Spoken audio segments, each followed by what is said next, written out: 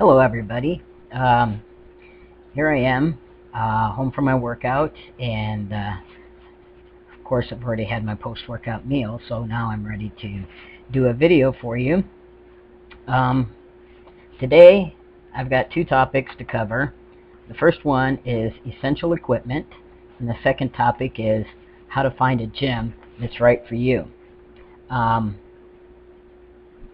of the important pieces of equipment you'll need, and it's not the most important, but if you have a weak back, or you are lifting heavy, or you're just not sure of stability, you need this guy right here. That's your lifting belt. Alright? And this one's made of leather. They also make them out of thick nylon, like nylon straps that you find on a backpack and whatnot. They range anywhere from about 20 bucks to well over 100 for really super duper fancy pretty belts. But you know, the $20 belt works just as good as the $100 belts. So you really don't have to go out there and drop a lot of money for some good support. When you do get a belt, make sure that you get one that fits you, that's not too wide in the back, unless you're tall. You might need a little wider back on it, but the standard size, generally about 4-inch width, is about right for everybody. Get one that fits, that you can adjust the belt itself. So you should find one that when you put it on, you're buckling it somewhere near the middle.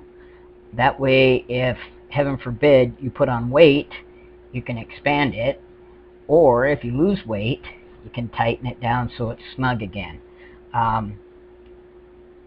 Just go out there and get yourself a belt. I know they've got them at Walmart, Target,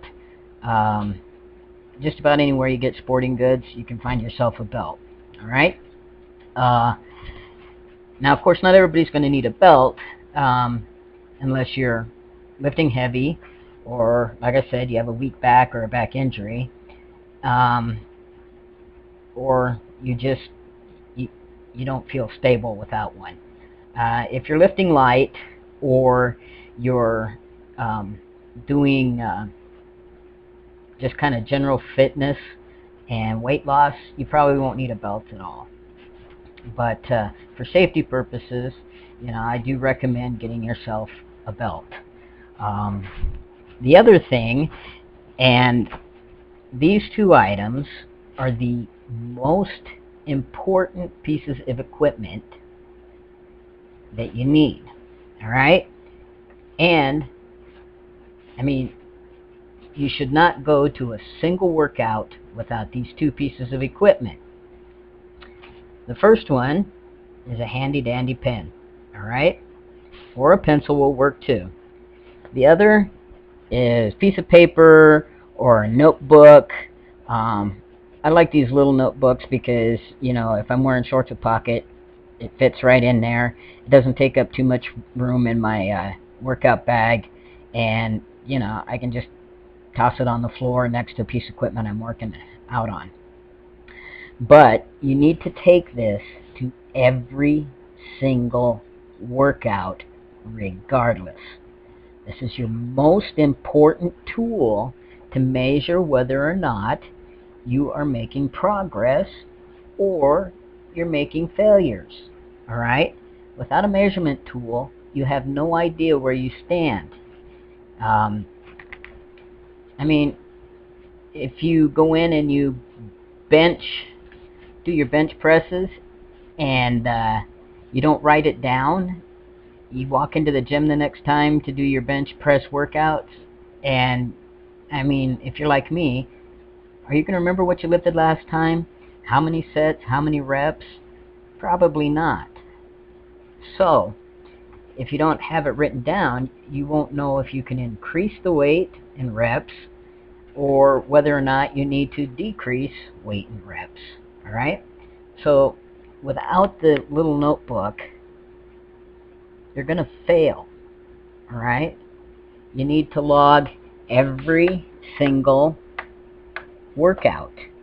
And in that, you need to log every single exercise, every single set, and every single rep.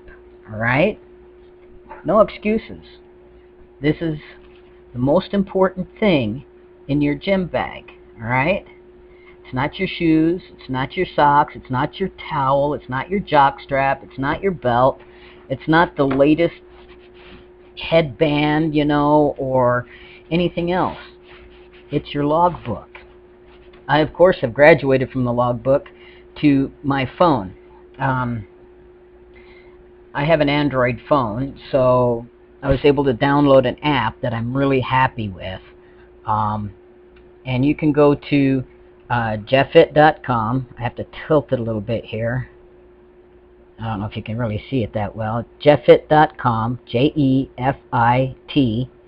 and download the app. The app on your phone allows you to sync with the website, and it tracks everything for you. Your exercises, the weight, the reps, the sets. It even has your body stats that you can load in there, and it tracks those as well. You can go to the website and see graphs of everything. You can see how you improve or how you, start to decrease and go down. And if you're not making progress, you'll see it on the graphs here. So, we've covered the two pieces of equipment that you should probably start out with. There's a lot of other things to assist you in your weightlifting, but we'll cover those later in the equipment section. So belt and your logbook, no exceptions. All right?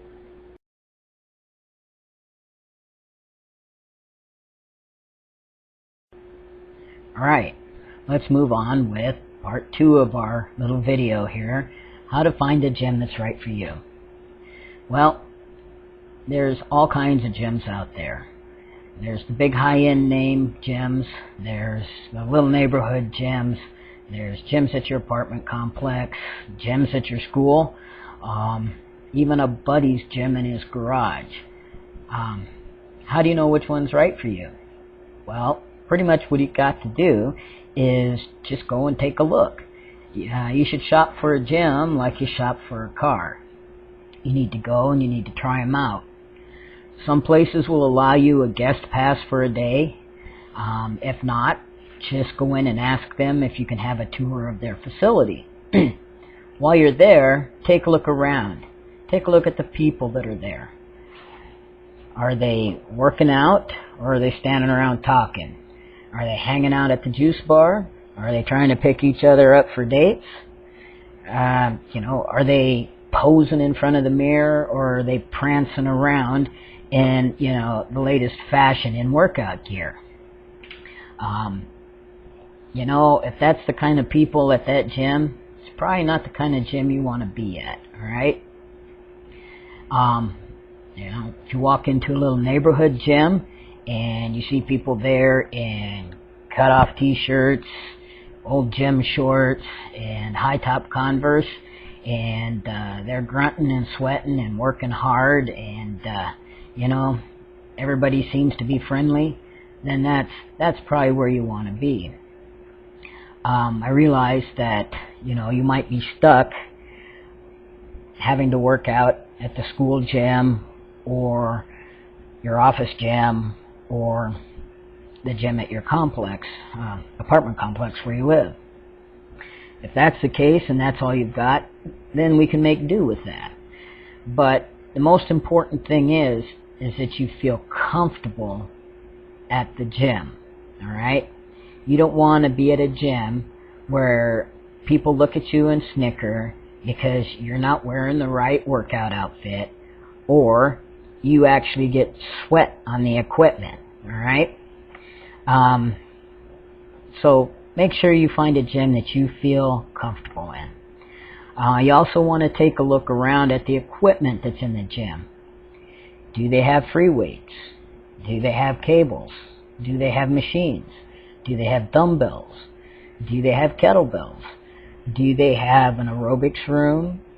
Do they have cardio equipment like treadmills, elliptical machines, rowing machines, stair steppers?